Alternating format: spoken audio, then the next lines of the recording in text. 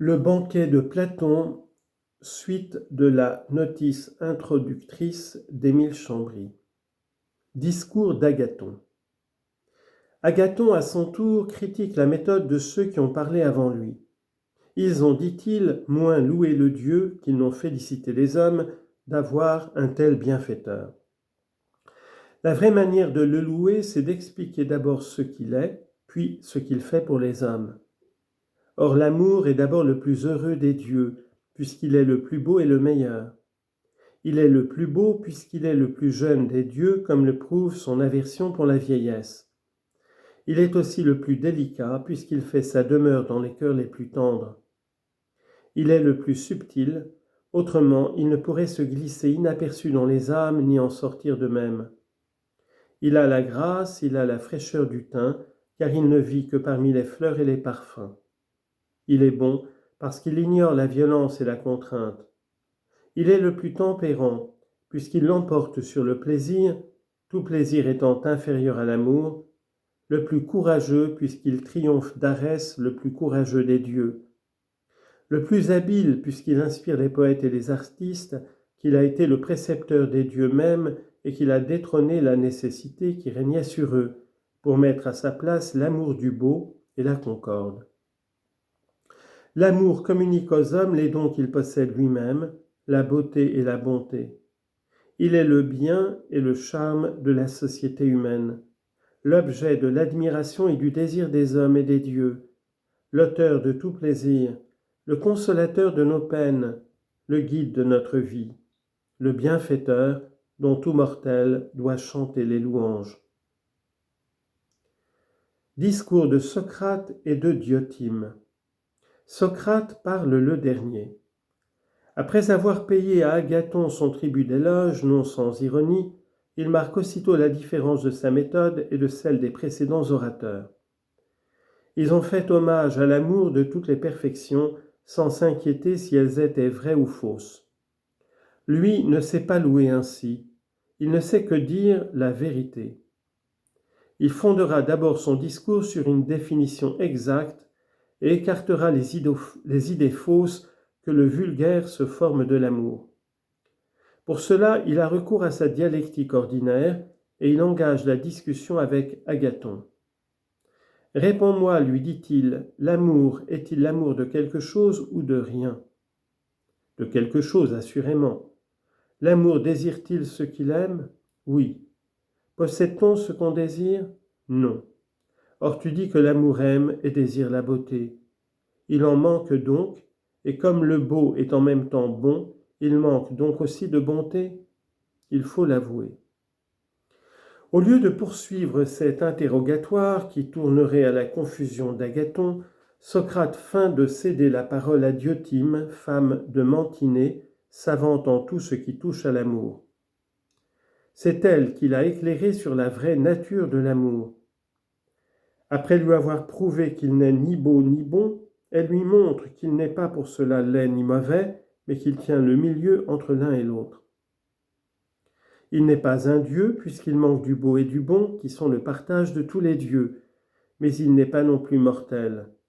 C'est un démon, en grec un daimon, c'est-à-dire un être intermédiaire entre les dieux et les hommes, chargé d'assurer les rapports entre eux.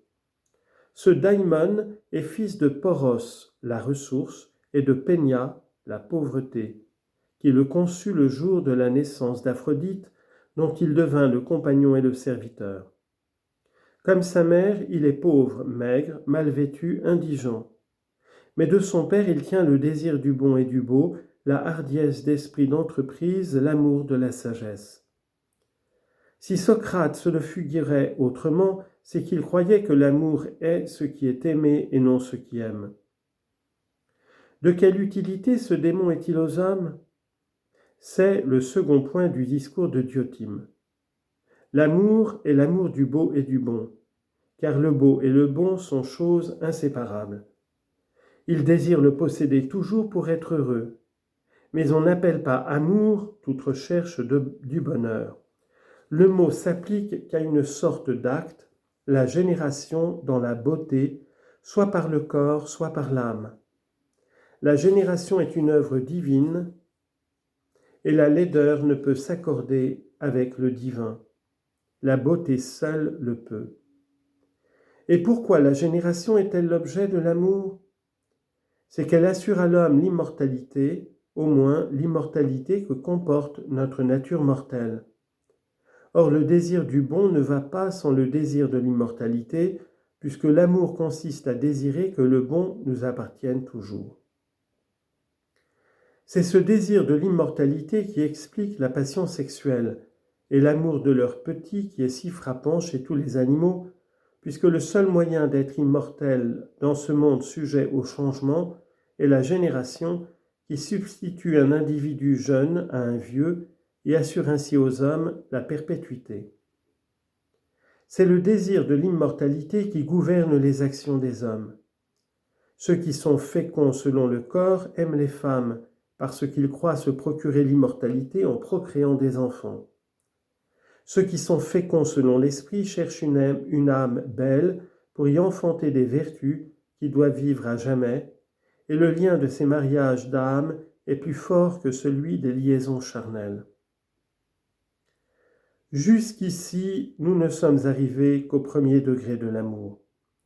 Il nous faut donc monter jusqu'au degré suprême et nous élever des beautés d'ici-bas jusqu'à la beauté absolue en gravissant un par un tous les degrés de l'échelle.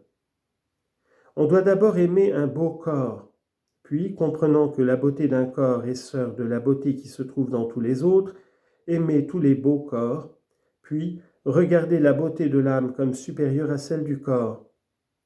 On verra alors la beauté qui est dans les lois et les actions des hommes. Les actions des hommes, on passera aux sciences pour en contempler la beauté et enfanter avec une fécondité inépuisable des discours et les pensées les plus magnifiques de la philosophie, jusqu'à ce qu'enfin on arrive à ne plus voir qu'une seule science, celle de la beauté absolue, idéale, éternelle, de laquelle participent toutes les belles choses. Vivre pour contempler cette beauté est la seule vie digne d'être vécue. L'homme qui vivra dans cette contemplation engendrera non des images de vertu, mais des vertus véritables. Il sera aimé des dieux, et si jamais un homme peut prétendre à l'immortalité, ce sera celui-là. Discours d'Alcibiade. Aristophane allait répliquer à Socrate quand on entendit un grand fracas à la porte. C'était Alcibiade, accompagné d'une bande de buveurs qui demandaient à entrer pour couronner Agathon. Il ceint de bandelettes la tête du poète. Mais il aperçoit Socrate et feint d'être jaloux de le voir assis près du bel Agathon. Il ne laisse pas pourtant de redemander une partie de ses bandelettes au poète pour en couronner la merveilleuse tête de Socrate. Puis il se proclame roi du festin et demande qu'on boive à pleine coupe. Mais Eryximach le prie de faire comme les autres convives et de prononcer à son tour un éloge de l'amour. Alcibiade répond qu'en présence de Socrate, il n'oserait louer personne, ni Dieu ni homme. Il fera, si l'on veut, l'éloge de Socrate. On le prie de le faire. Socrate, dit-il, ressemble à ces Silènes qui renferment des images des dieux, et au satyre Marsyas, il est comme lui un effronté moqueur et un joueur de flûte supérieur à lui, car sans instrument par de simples discours, il tient tout le monde sous le charme. Jamais, pour ma part, ni Périclès, ni les autres grands orateurs ne m'ont ému comme lui. Il me fait rougir de la vie que je mène et me rend mécontent de moi-même. J'ai dit qu'il ressemblait aux Silènes. En effet, quand il parle sérieusement et qu'il s'ouvre enfin, que de trésors divins l'on voit en lui. Il a l'air d'aimer les beaux jeunes gens.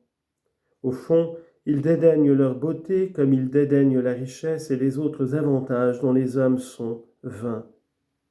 Je le sais par expérience. Le croyant épris de ma beauté, j'essayais de le séduire dans l'espoir qu'il me communiquerait sa science. Mais j'eus beau me ménager des tête-à-tête avec lui, le défier à des exercices de gymnastique, l'inviter à souper et le retenir sous mon toit, Il n'eut que du dédain pour ma beauté. Sa tempérance est invincible. Puis nous fîmes campagne ensemble à Potidée. Là, je le vis surpasser tout le monde par son endurance et étonner l'armée par sa facilité à supporter le froid. Il me sauva la vie dans cette expédition, et c'est lui qui méritait le prix de la valeur qui me fut attribué. À Délion, sa fière attitude pendant la retraite tint à l'écart tous ceux qui auraient eu la velléité de l'attaquer. Mais ce qui est le plus admirable en lui, c'est l'originalité de ses discours. Eux aussi ressemblent aux Silènes. Grossiers d'apparence, ils renferment un sens divin. Voilà ce que j'avais à dire de Socrate. Profite de mon expérience, Agathon, et ne te laisse pas prendre au jeu de cet homme qui, sous couleur d'aimer, capte l'amour d'autrui.